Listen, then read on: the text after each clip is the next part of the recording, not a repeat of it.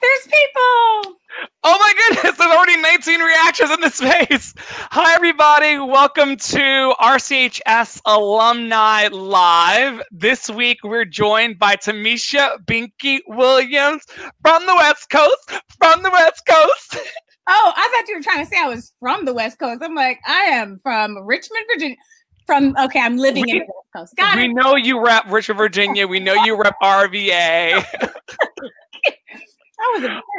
But you're actually sitting right now. Yes. On the left coast. Yeah. Everybody who's in the space, give us a thumbs up or a hi there and hello. Some of those reactions that we're seeing could be from people who like chimed in earlier in the week and were like, I want to know when you guys will go live. So here we are going live on the web. Today is Tuesday, May 21st. Like I said, we're joined by Tamisha Binky Williams, class of 02, which I feel is one of the best classes on the face of the earth. And so here we are, everybody. I did have something that I wanted to come out the gate with. The mandate / mission of this show is very, very simple. We've got awesome alumni all over the planet doing really, really cool things, and I think that we all should know about it. So this is why I've created this show alongside fabulous guests like Binky, who will be speaking with weekly, in addition to announcing things that are going on with the high school and things that are going on with the various alumnus.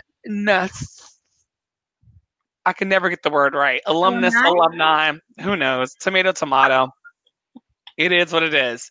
Binky, how's your day been? Good. It's been good. Last week I would have been a very different answer, but it's been great today. It's been good today? Good. Yeah. May in schools, they talk about how like long the month of May is. It's like everyone just goes off the handle, and so yeah.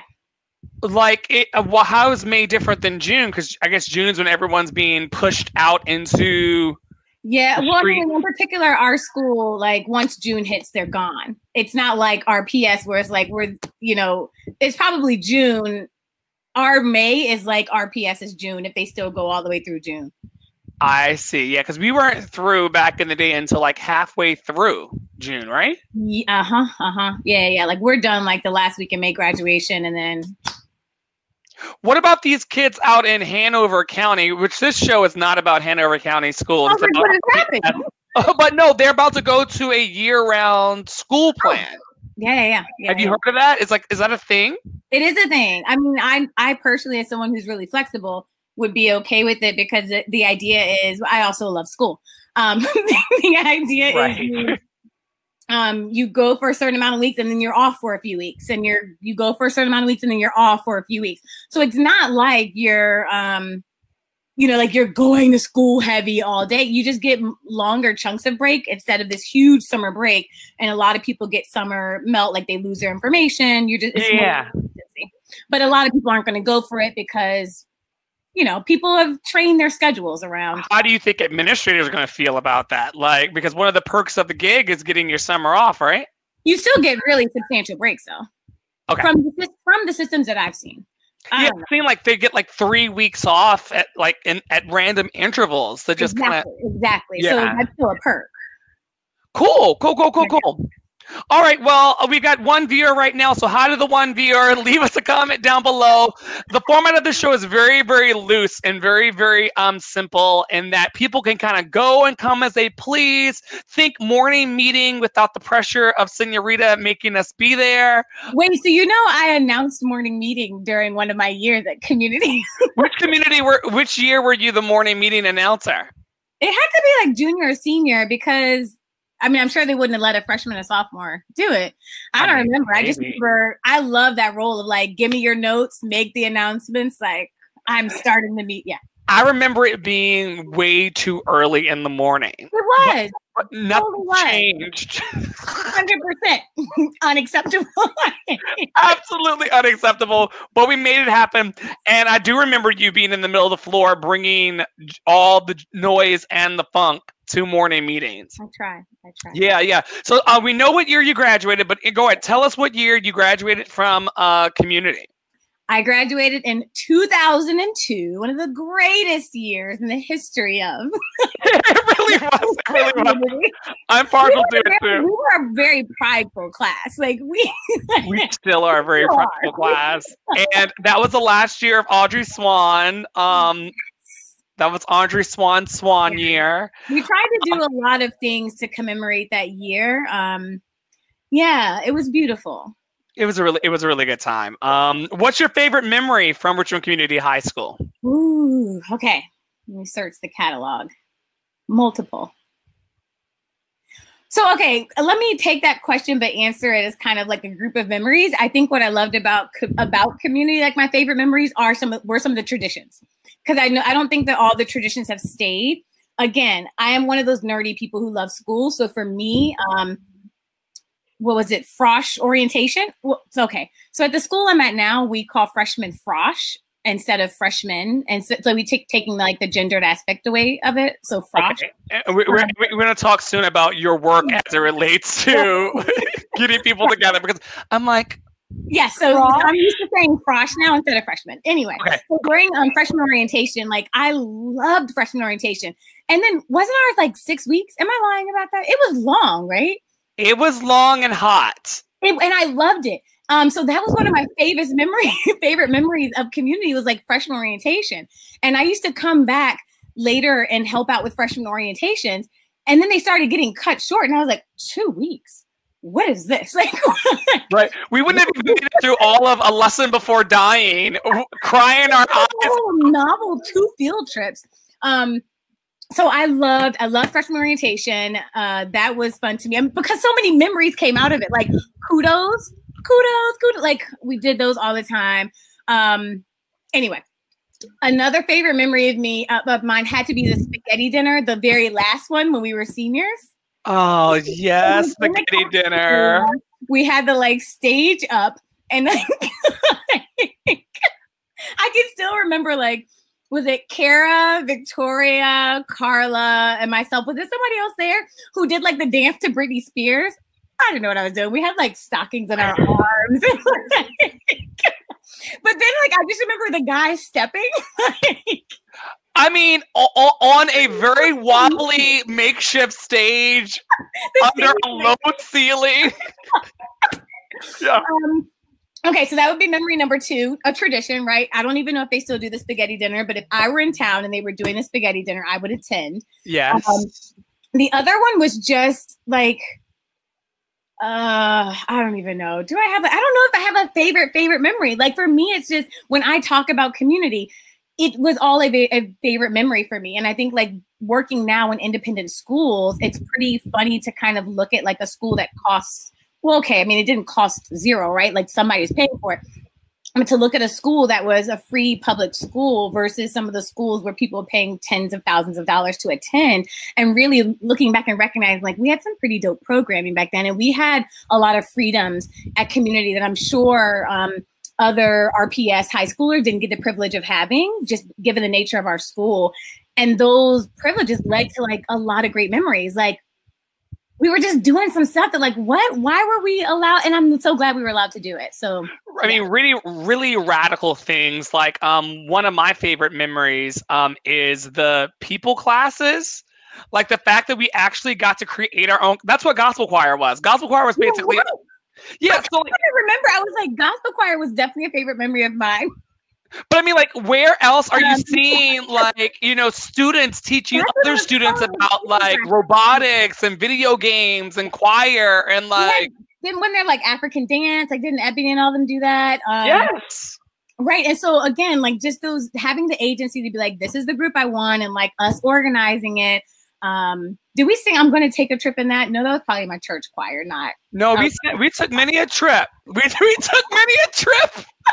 Which is kind of crazy given that it was a public school and we were like... Okay, so that's my favorite memory. Okay, not my favorite, but one of my favorite memories is when was that an impromptu gospel choir concert on the stage that was still in the cafeteria during lunch? And we asked Miss Swan to come up on that stage.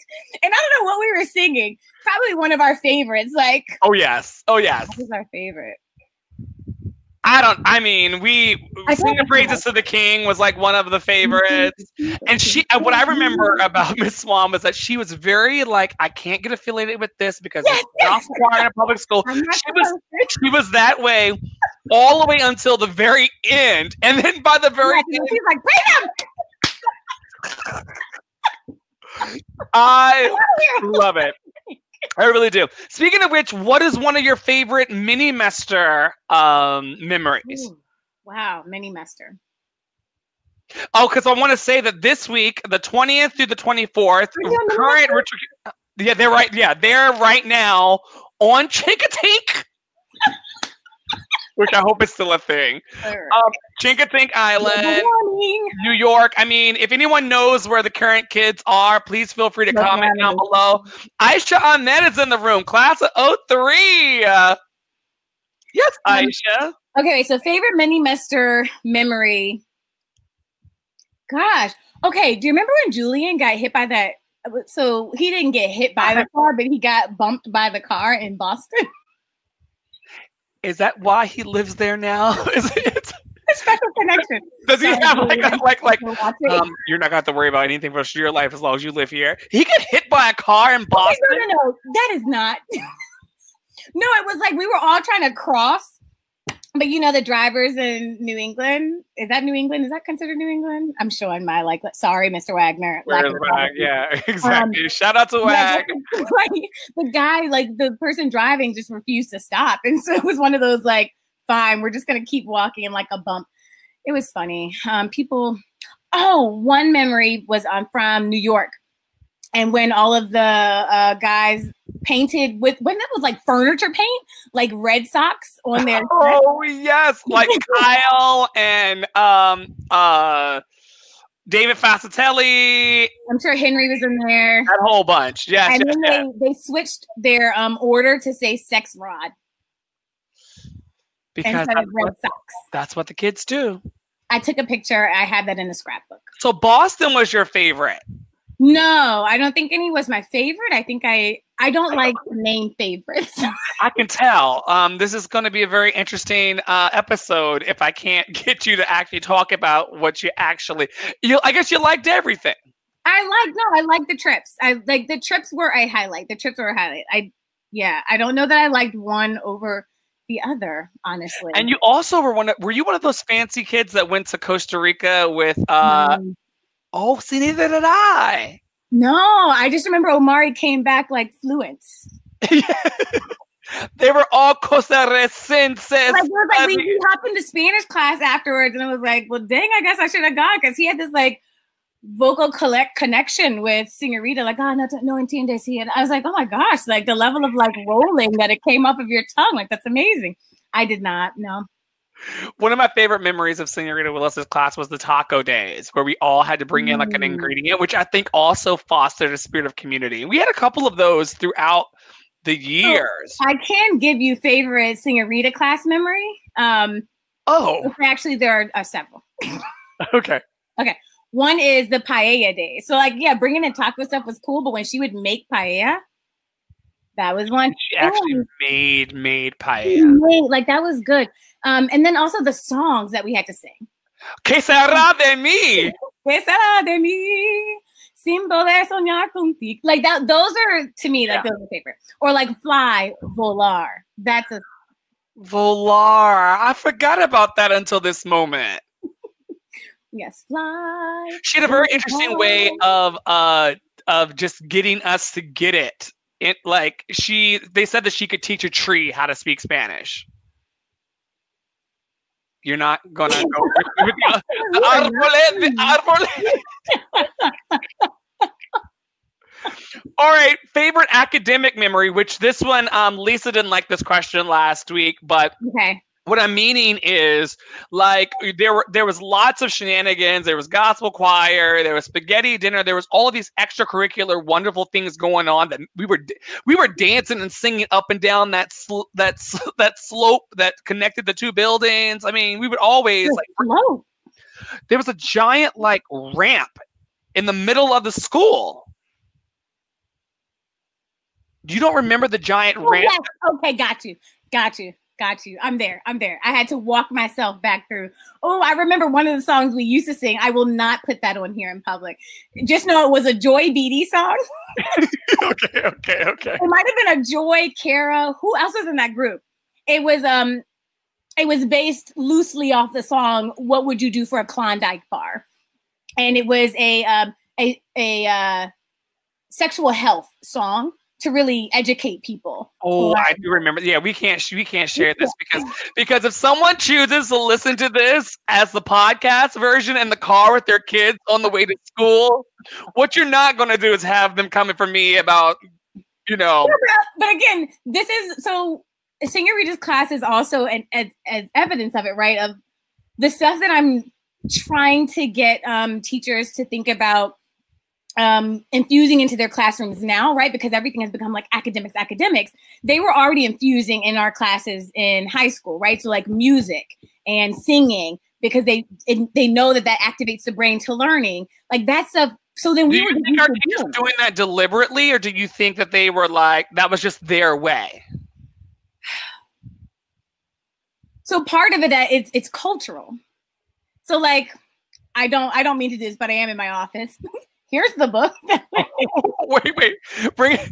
Let me make your. So there's the book, Culturally Responsive Teaching in the Brain, right? Okay. And part of it is talking about like, thinking about collectivist culture versus individualistic culture and blah, blah, blah. And here are the different tactics that help the brain learn and maintain. There's so much more to that book. This was just my like 2-second synopsis. But as I was reading it, I just remember like reading it and being like, we got a great education, right? Like I think that there's a way that people look at public schools, especially, and they're like, oh, man, those poor children. And like just kind of thinking disparagingly about them. And RPS, like we're going to keep fighting for like stuff to continue to get better in RPS. But the people that created community from inception were not just doing stuff because it was like random. They knew what helps people succeed. They knew what helped people learn, and especially thinking about brown and Black kids, like what's already in our culture, like what are the things that culturally we're learning from before we even step into a classroom at the age of 5? Yeah, music, right? Like there's like putting things to rhymes, dancing, movement.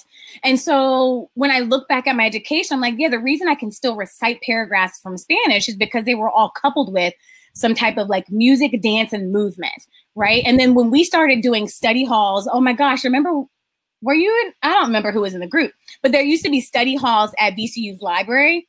Oh, yes. Towards like that junior, senior year, when we started doing those study halls, well, then we just took the tools that our teachers gave us and we started like making our own tests or creating our own rhymes. And so, yeah, there's a way that for me, that education, I'm like, we had a really great education, because some of the things that now people are trying to get people to infuse into their classrooms, I think our teachers did it because they were great teachers. They had teaching foundation as a background. And it was also cultural. Like you shouldn't have all of us in a room, given our level of like energy and access and movement and wanting to do, and not use that to help us learn. And the fact that they use it to help us learn meant that like we learned. And we're still holding on to those memories today. Oh, like we're still remembering everything that we experienced. I bet you could recite that Tensión Pasajeras, like paragraph from Spanish, like and that was like an AP like piece, right? Like yeah. So I think that there's just that piece of it, and I don't know what question got me here. The question got you here, a favorite academic memory. For those of you who are just joining in and listening in via the podcast, we are joined today by Tamisha Binky Williams, class of 02. The reason why she speaks so brainy-like and with such intelligentsia is because she is the Dean of Adult Equity and Inclusion at Lick-Wilmerding High School in San Francisco, California. She worked with staff, faculty, parents, trustees, and administrators in creating an integrated program to further the school's commitment to diversity, equity, and inclusion. I'm going to leave the second paragraph out because I'll ask you to talk about that and brag on yourself in a second. All of these BAs and MAs and PAs and CAs and ZAs.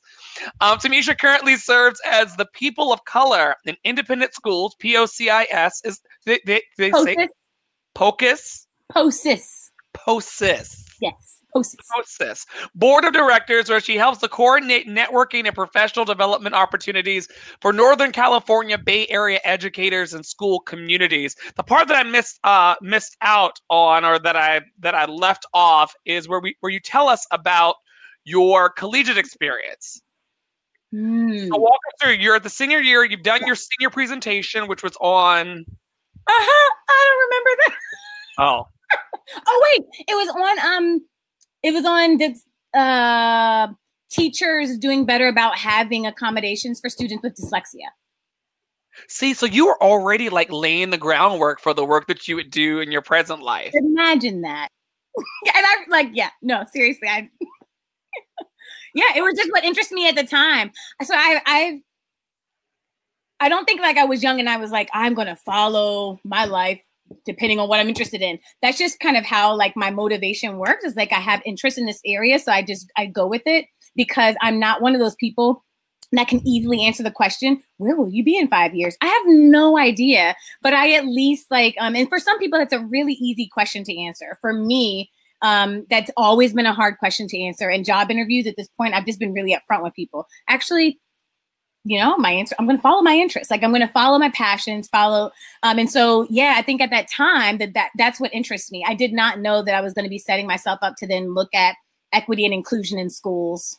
Now. I think it's perfect. I think it's perfect that something within you, and we were in a space and in a school that allowed us to self-select what we wanted to speak about. I don't remember what mine's about now. I'll put you on the spot. And I wonder if they still have them in the library at the school, because weren't they like bound? Our senior theses were bound and then put in the school library. I think, I don't know that it's still doing all of that. I feel like maybe 4 or 5 years ago when I was on the advisory board for community, I came to a couple of the presentations, and so they've shifted. So I don't know what they look like now, but we went hard. There was a lot happening. My God. I'm going to have to really meditate on what my thing was. Because now I'm curious. Anyway, you did your senior. Right. Yes. Okay. So where I went after. Yes. You were in an NHS, I believe. Yes. All of that rolled up and had that great time. Regalia. yes, regalia. My stoles and tassels. Yes. And then what happened? We crossed that stage. We sang "I Just Can't." We sang our song. I just can't give up now. Don't make me faint on the show. Okay. What happened? Don't make me faint in the spirit on the show. Okay, so then after graduating from community, I went right on down the road, about 10, 15 minutes to University of Richmond. So I didn't know the University of Richmond existed until my junior year, even though it was 10, 15 minutes down the road from our school when it was on Patterson Avenue. Wow. I knew that it existed when Tim May went. And so then when Tim went, Tim would come back and talk to us about like the Bonner Scholars Program, which is a community engagement scholarship program there. And so John Lee and I were applying at the time. And I went to, like, they had programs where they had a scholarship specifically for African-American students. So I applied to that, and then during that application process, kind of came on campus a couple times to like, just see the like life of the campus. And so I was able to go to like intramural games, and I loved it. So I went to University of Richmond. I was a part of that scholarship. It was a Cigna Scholars Program at that time. It's now morphed into another program, and had a fantastic time. So University of Richmond for undergrad.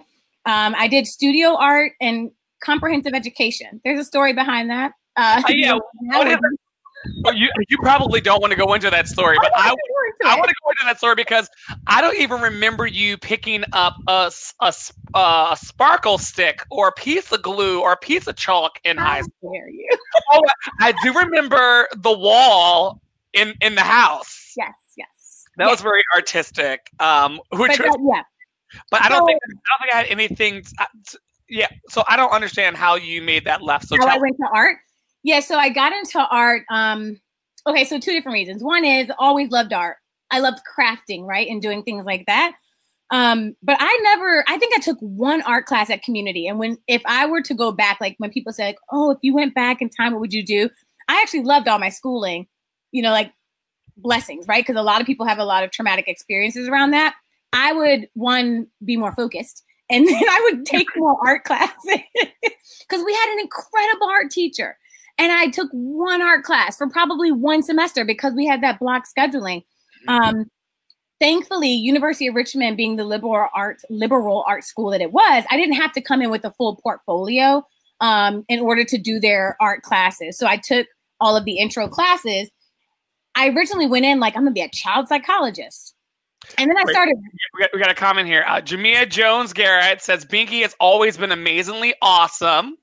And then she just called me out. Binky used to always doodle. And then Terry G. Williams, mother dearest, says, hello, my sweetie. So we got mom on the main line too. Okay, so keep going. Sorry, I just said that. So yes, I was going in to be child psychologist, right? So I read the psychology description, and then I started looking at the classes, and I was like, it seems like a lot of reading and writing. And not that I'm against reading and writing, but it's not my like strong suit. It's not something that I'm like, yeah. And so I really needed at that time to think about like, where do you want to spend? Are you elevating yourself? Okay, sorry. Where do I want to spend most of my time and energy? And I had to be real about my motivation and making it through. And so I went with my interest, which is I have an interest in art. So I'm going to go in that direction. And I'm going to believe that like things will work out as they should. So I went in the art direction. And again, thankfully, I didn't have to like come with a full portfolio from high school. Now, the thing, I also loved education. So originally what I wanted to do once I knew child psychology wasn't the area for me is to just go full time into like majoring in education. Well, you can't major in education. I don't know if that's statewide or just at University of Richmond. So you had to have a minor, you had to minor in education and major in the subject you wanted to teach. I didn't want to teach any of the subjects. I knew very young that I wanted to be in education, but not a full-time classroom teacher. I love classroom teachers, highly respected position. And I'm like, there's no subject that for me was like, yeah, I can dive into it and do this well or wanted to. But I had to. And so I was like, well, I'm not choosing math, science, history. So I went art. And so I went to, that's how I got the studio art and not elementary, comprehensive education degree. So are you sitting there with like people like posing and you're like with an easel and you're drawing them? I'm trying to like. Yes. So we did do some classes with drawing classes where we had people who were posing. Oh my gosh. There was this one guy who would always come in with like a huge Slurpee and like be drinking his Slurpee during breaks and then go back and lay out. And I was like, if you really, anyway. So, I mean, there were drawing classes, sculpting classes, printmaking. My favorite was printmaking. Again, should have been focused and should have stuck with that a little bit because now I'm like itching to take printmaking classes. So I'm going to try when I come to Richmond this summer to take some classes at Studio 23, which is a nonprofit printmaking studio there that I've had my eye on. So yeah, you had the range of classes. I also love drawing. So I knew that I was in the right place when my first assignment for a drawing class, we had to do a pattern drawing. So you draw an image and then you break it into different sections, and each section of that picture you put a different pattern into. And I was like, this is fantastic. Love this. It was due and I had only had one section filled. Because of the type of pattern that I do, it takes like an hour to get a section that's maybe like a 2x2 filled. Because I do really fine, really fine pattern design.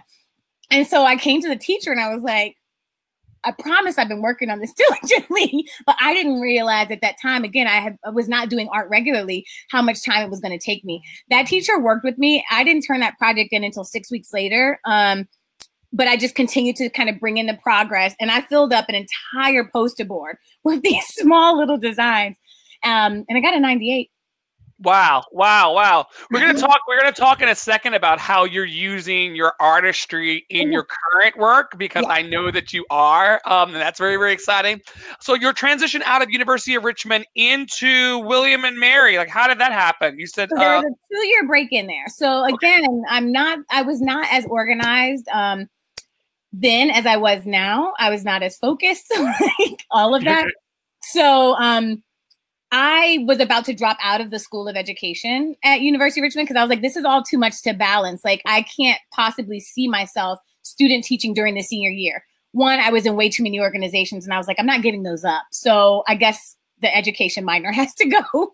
And so a couple of professors, we went out to lunch and they said, we really think you need to stay. You're great at, like this education thing is for you. And so maybe what we can do is adjust it so that you do your student teaching after you graduate. So that's what I did. So I graduated, and the semester after I graduated, I actually did my student teaching. It might've been like Short Pump Elementary for half the time. And then I was at Wilder Middle School in Henrico for the second half.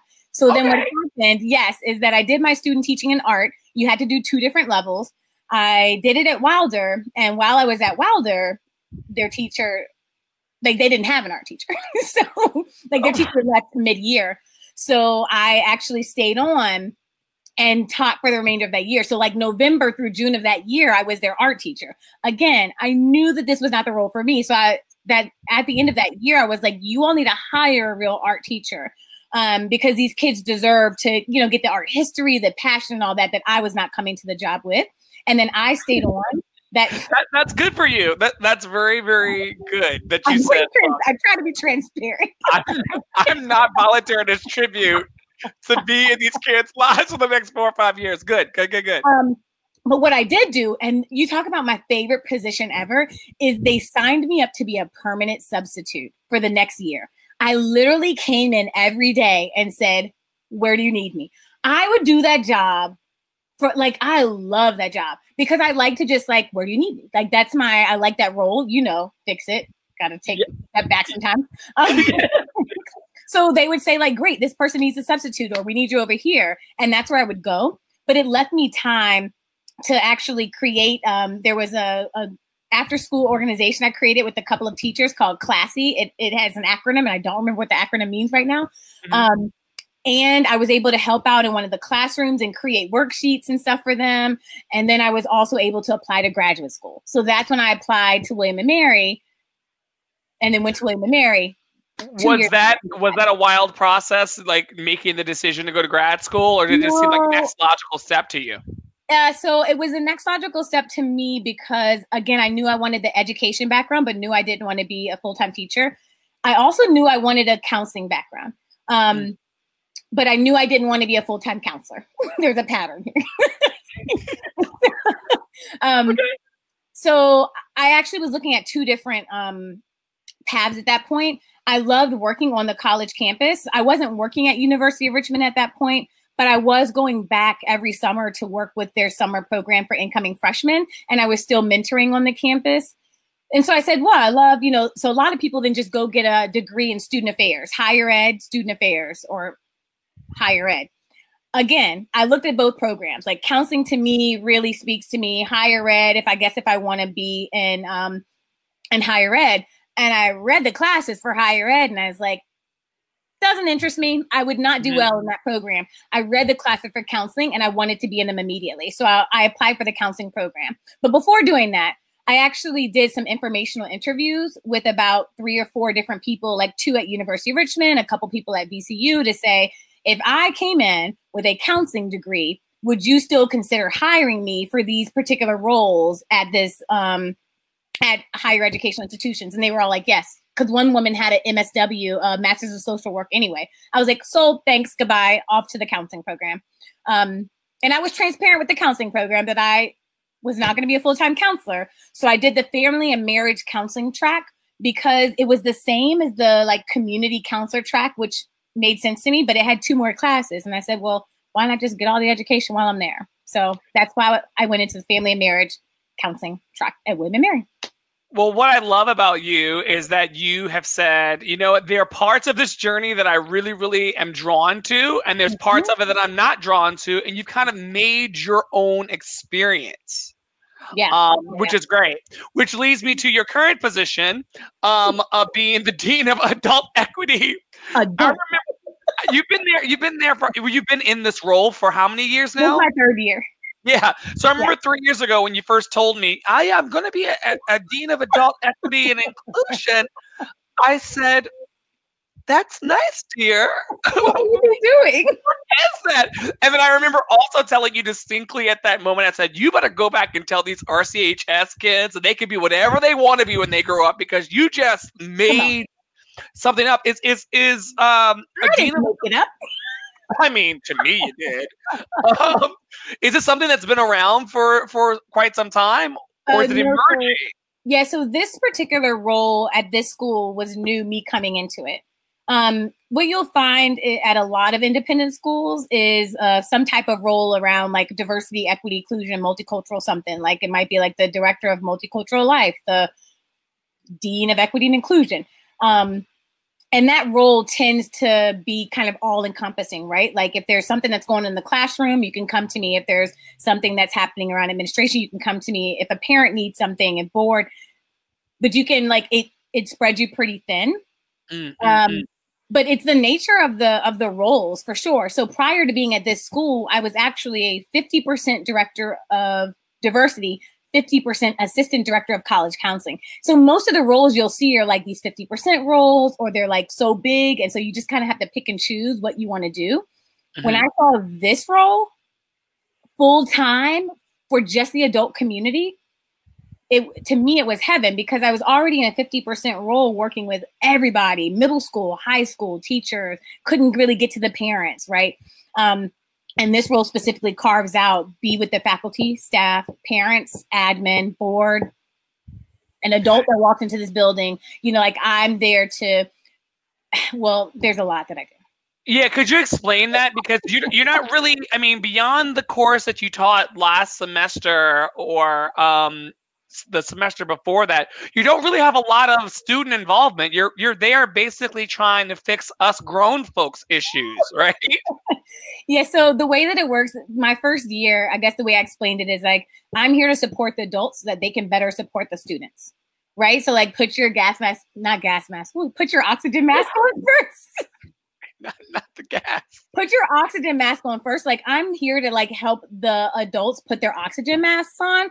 Like, so if we're not doing the work around race, but then we jump into a class and we're like, all right, students, get in small groups and I'm going to lead you in conversations about race. That's actually not healthy, because we haven't taken the time to understand what it feels like to talk about race and work through that and then figure out how to introduce that to students in a healthy way.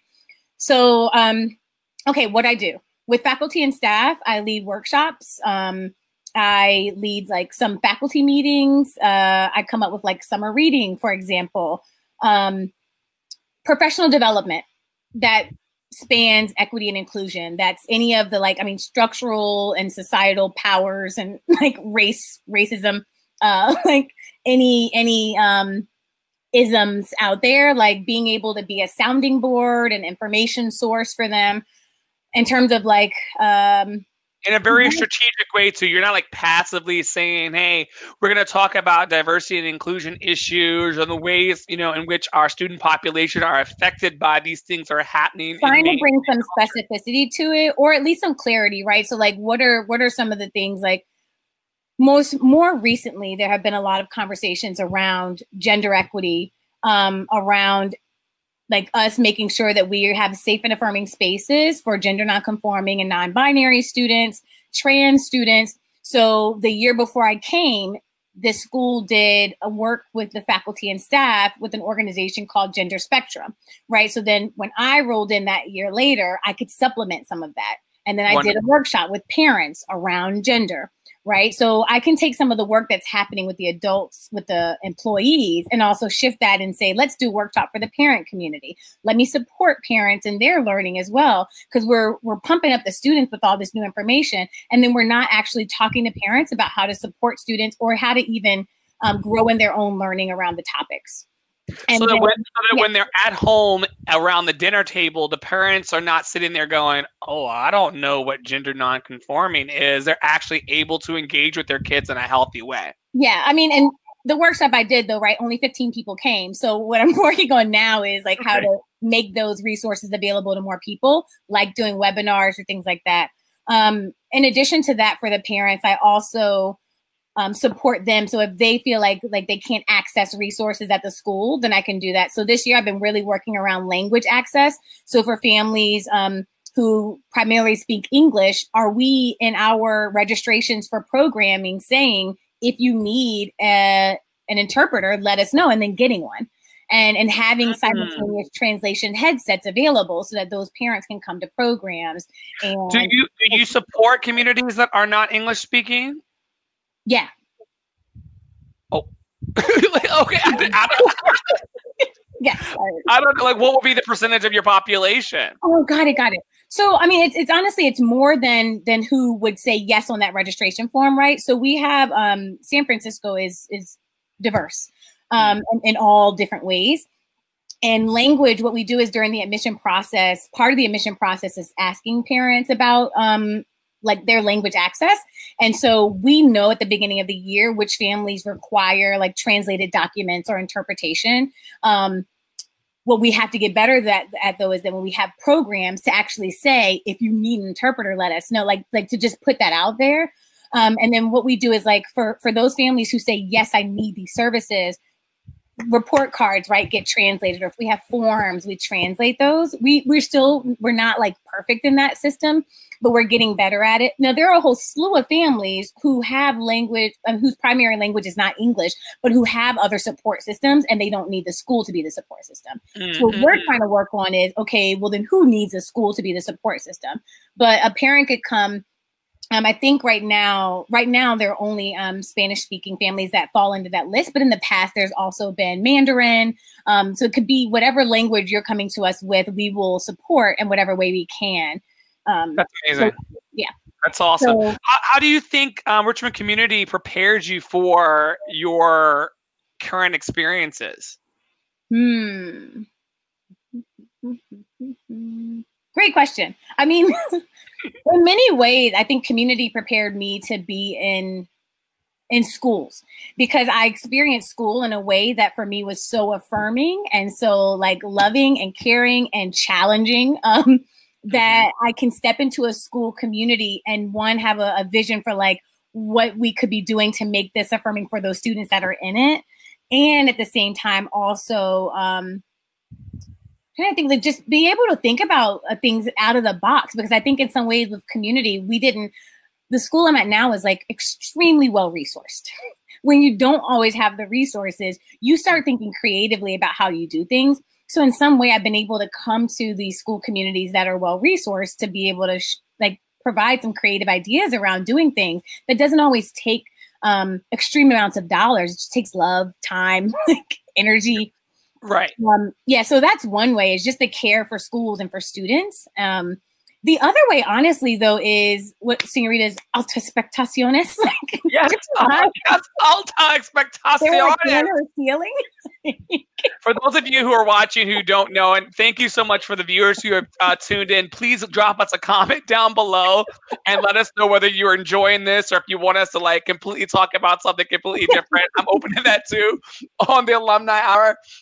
For RCHS, Señorita Willis, who is a fan favorite of Class 02. I can't speak for everybody, but for Class 02, she was up there. She used to keep the words expectaciones, which means expectations in Spanish, on the ceiling to tell us that's where my intention is for you to rise to. Yes, and rise, children, rise. I had never seen that before. It was like, okay, well, I guess I need to be up there.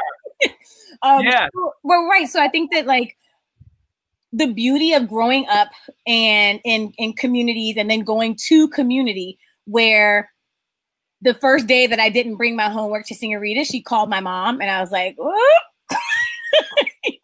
and I had my homework ever since. Is that like, I learned, like, as disorganized as I was, there was a level of like, you need to do your best and you go above and beyond. Like that's just, so that was a family message. My mom always used to talk about going above and beyond, right? And then that was also a community message. It was like, go above and beyond.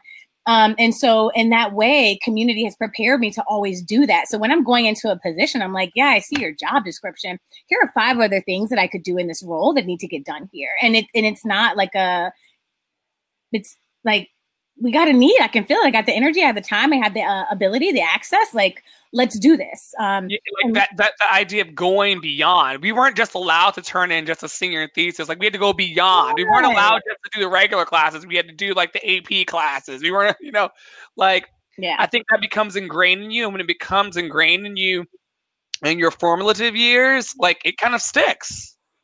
Yeah, for sure. So, yeah, I mean, I think that it's the academics at community were great, but and this is what we know, right, about school. It's the stuff outside the classroom, it's the stuff that happens between you and your classmates. It's usually not the academic stuff that you're like, yeah, that's what stuck with me. And so it's those pieces of community's culture that stuck with me. Yeah. That's really, really, really cool. I have one more. Oh, by all means, go. Sorry. The last one that I'll say is just the sense of like being a community. I think that there's we truly were like, I mean, I remember like people, if someone was falling asleep because they had to work it late at night during an exam, like we were like, come on, like you got this, you can make it through, right? If someone wasn't performing or someone like, this is due, how are we going to like get ourselves, because it was ourselves, right? It wasn't just like, well, I got mine done, so sorry, Andre. And so I think like that whole sense of like of keeping each other, making sure that the whole community was going forward. I don't know that was, I don't know that every class was like that, but that was certainly something that was a part of our class and then has really helped me in terms of the way that I talk and frame things in schools now, where I'm looking at people like, yeah, but if Jimmy over there isn't doing that, like that's part of your responsibility too, is like to have enough care for him to kind of be like, let's come up together. Because otherwise I'm looking at all y'all the same. Right. I tell people still to this day, I would not have graduated that school if it had not been for you. I remember you pulling me over in the parking lot by the chain link fence and being like, you've got to get, because I mean, I'm still prone to this. I'll be like, I don't know if I can do it. And I still hit you with the excuse me. It's so hard. To this day, that's another thing I love about the relationships that are built. You and Shay Oliver and Tanise, and I don't hear from them, but I see Ben's comments all the time online, and we still have each other's back in the same way. And if it hadn't been for you, like by the Volvo out out in the parking lot going, oh, you gonna graduate. That's what you're going to do. You didn't come this far not to graduate. I'm like, okay, Binky, I guess I'll do it. So yeah, that accountability that we have to each other is something that it seems like you're also and part of that is cultural, right? So the other part of me has to recognize that that's not everyone's culture. That's a huge cultural component. Again, like that for my life. And so I understand that doesn't translate to everybody, but yeah, that's my lens. I mean, but it seems like you're doing the work to make sure that the kids that you're currently working with in the communities that you're currently serving are at least coming into the awareness and the knowledge that these things are possible, not just because of something you read in a book, but because of your lived experience. Right. Yeah. I mean, when you think about like kids who are applying to college now, whenever an anxious senior comes up, the first thing I share is like, the job I have right now wasn't created until 3 years ago, right? So there are new jobs being created literally every year, every day. So there's a way that we can look at life as like a pathway, and you have to do this plus this plus this to get here. Or we could also just recognize that there are going to be some jobs like that. Like if I want to be a dentist, I know what I need to do. Shouts to Tiffany. Hey, Tiffany. I was like, I know. What class is your sister in from community? It would have been 2000. She's 2 years ahead. Okay, cool. Yeah, so we know where to find a dentist. Yeah. Yes. So if I want to be a dentist, if I want to be a lawyer, right? Like there are some clear steps I'm going to have to take. But then there are other positions that the world is going to be creating just because of the nature of where society is. And like just providing that student who doesn't exactly know what they want to do with just some reassurance that like, keep following your passions, keep doing what you love and do your best at it. That's going to bring the opportunities. Your enthusiasm for that, your passions for that, that's going to bring opportunities more so than you being in a position that you hate, having a bad attitude about it, being resentful, not doing well. Like life is too short. Right. Perfect segue into my second to last question. Thank you, everybody who has been tuning in today to this RCHS Alumni Hour. It's a space where we come together and highlight the really, really awesome and talented alumni of Richmond Community High School. I will forever mess up that word. Lisa told me last week, like, we didn't study Latin, that was Lucas So anyway, we're creating this community of alumni online so that we can share stories, boost each other up, and figure out what's been going on in each other's lives for the last few years. If you have a comment or question for Binky, now's your time to leave one down live. And then I'm going to ask my second to last one. What advice would you give your 14-year-old self? Ooh, 14-year-old self. Because that was about the time that we were taking the Myers-Briggs with Senorita and Miss Gray. Yes, of course. I mean, what kids do you know are taking the Myers-Briggs at 14, right? Okay, so for my 14-year-old self, first of all, take an art class. Like, well, I don't know what was wrong with me. Like, why did I not take art classes? Yeah. I mean, one, if I had the technology now, then that I have now, I imagine that I would have been much more organized. But I would tell my 14-year-old self, like, slow down, get organized. You don't have to literally be in everything, because I literally was in everything. Not everything, but in way too much. So just to tell myself to slow down, like, enjoy yourself. I did enjoy myself, though. And start learning about money. My gosh. You and I talk about this offline all the time, like how financial literacy, especially for Black and brown children, is should be top priority for all of you.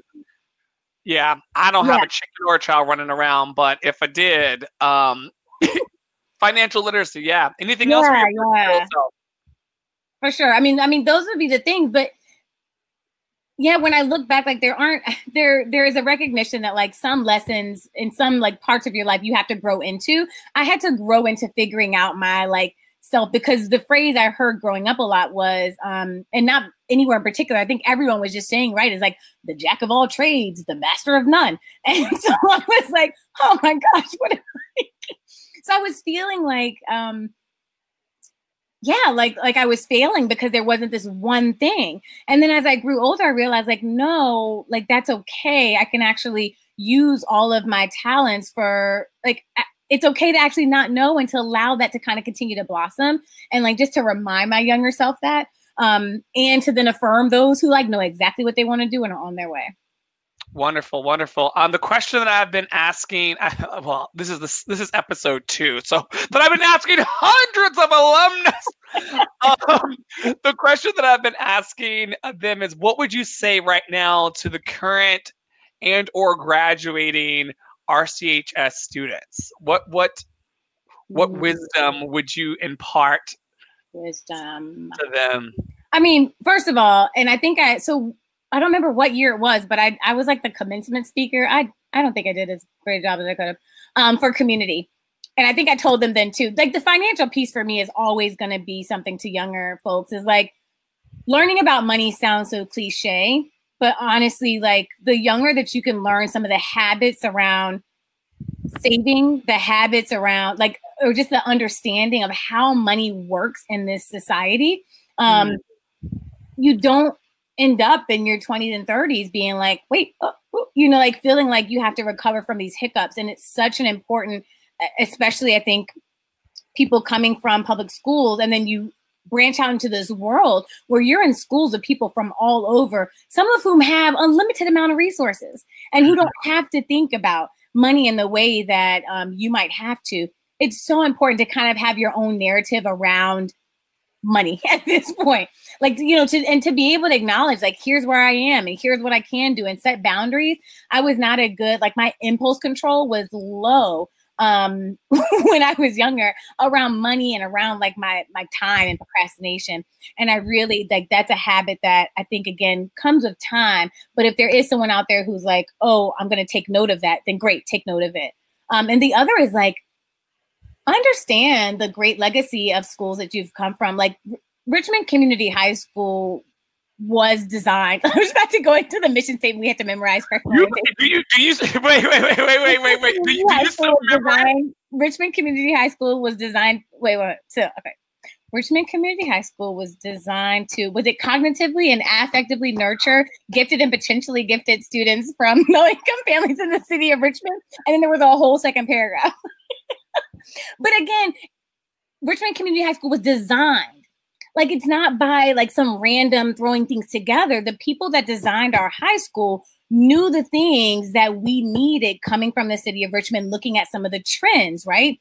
So like that swimming requirement, I hope it's still there. It was there for a reason. And so like again, doing the work I'm doing now in schools that cost upwards of $45,000 a year, not college, reminds me that like we had an amazing education that was designed and curated for us.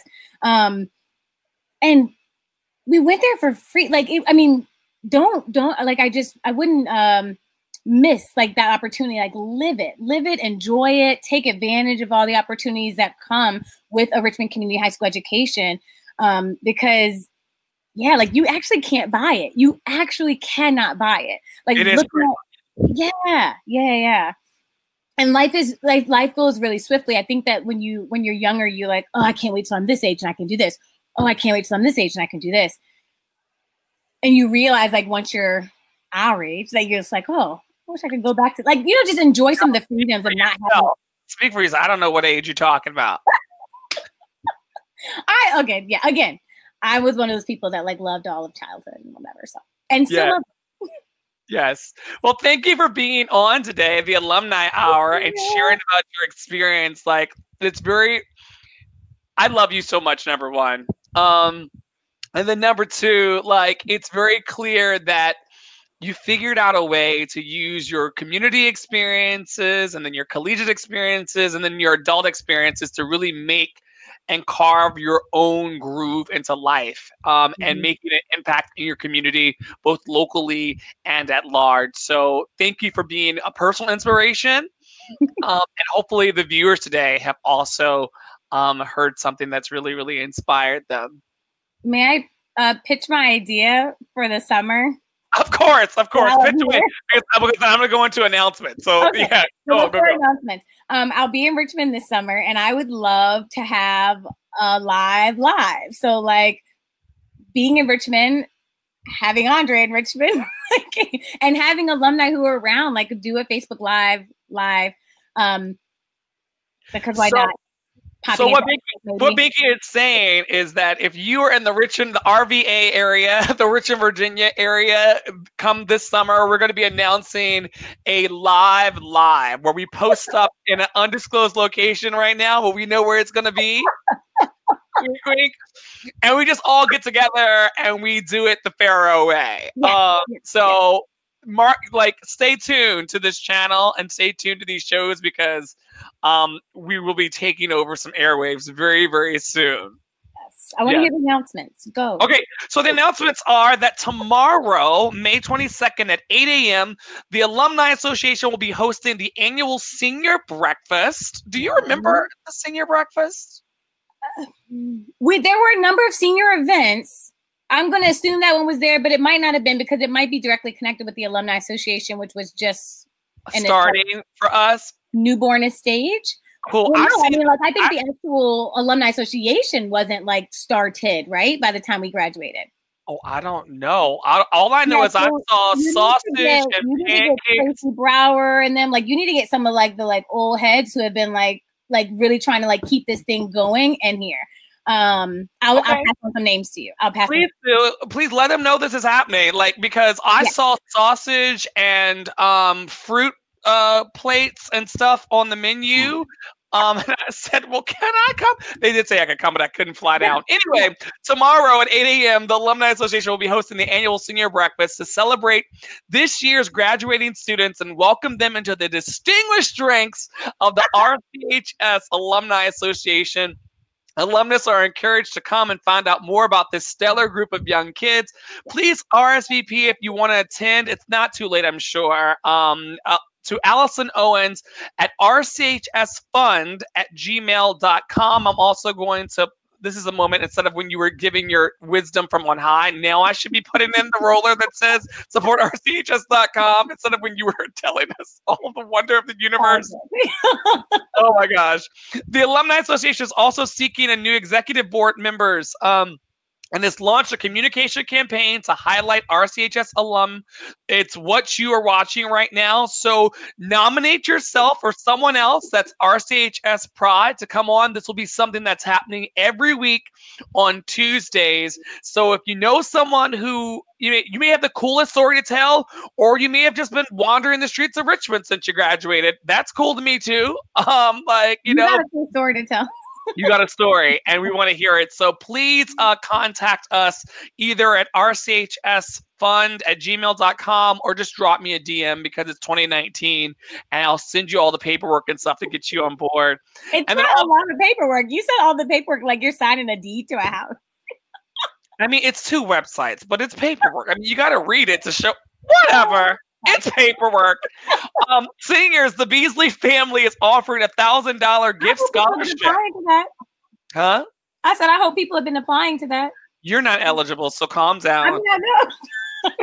It's $1,000 gift scholarship to the senior applicant that can be used for incidentals needed to start your freshman year. The funds can be used for things like purchasing a computer, meal plan, or dorm necessities. So please take a minute. Say it again. I'm sorry, I'm interrupting your announcement. This is no different than the late 90s. One more time. Anything money can buy. Anything money can buy. I think they wanted to actually be for school. You can't look. It's like don't say anything. I didn't mean. Okay. Okay, wait. Can I pause your announcement? Of course you can. What's up? I have a memory.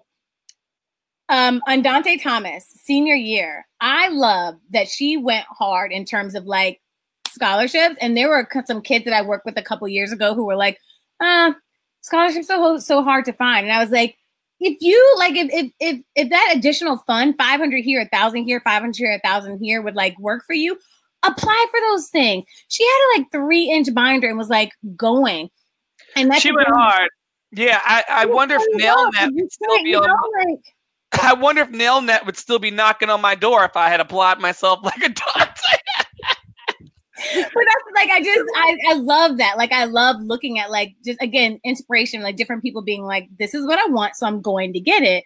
And she cleared around that notebook and was applying and writing her essays. And I was like, yeah, on it. I wasn't organized enough, but. We were surrounded by inspiration then, and people like Adante like are still inspirational. That's why I wanted to do this, because it's like she probably still carrying around a binder somewhere, like like it's amazing. So anyway, your announcements. Seniors, if you want that $1,000 for all of the legal things, not the California things that Binky was probably talking about, please share your information. College. Please take a minute to share your information about your community service experience to apply for the award. And then mini semesters are currently underway this week, May 20th through 24th. Thank you to all who have helped support the Friends of Richmond Community High School initiative to provide financial support so that all of the students can attend. We're still collecting sponsorship money. So if you're interested, please visit that scrolling link, supportrchs.com. Thank you to everyone who has supported this vision that I've had of getting awesome alumni like Binky out into these streets to talk about the cool things she's been doing over the last decade plus. Listen, every year is a blessing, so I'll let y'all know. Like, how old am I? I think I'm 34. I'll be 35 in September. Nope, every year. Thank you, Jesus. Hello, Lord. Is that right? Will it be? I don't know. Is that right? What? We'll be 35? Are you 35? I'm already hanging at 35, and you're going to be 35. In September. Yeah. Yeah. And blessings everywhere. Blessings everywhere. So anyway, before we go into a whole nother tangent, because that's how we do, thanks everyone who's viewed. See you next Tuesday on the RCHS Alumni Hour. Thanks, Binky. Bye. Bye, everybody.